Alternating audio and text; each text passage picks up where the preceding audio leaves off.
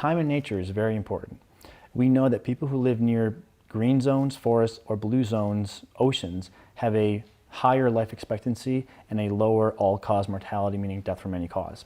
We also know that if you take two groups of people and one takes a break and takes a walk in a city and the other takes a walk in the forest, it's only the group that walks in the forest that reports higher levels of subjective well-being and lower scores of fatigue, depression, and anxiety. So there's something therapeutic about time in nature. If you had to guess what that is, what is that? I believe they're known as phytocyanides that are the part of what make up the scents from trees that lower blood pressure.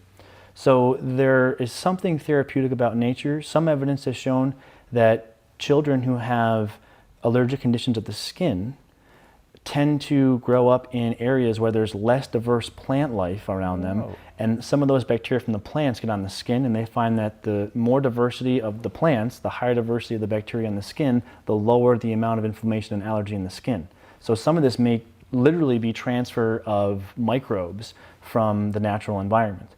And then sun exposure is another one. You don't want to burn, but it's clearly being shown that avoiding the sun is as bad for your health as smoking.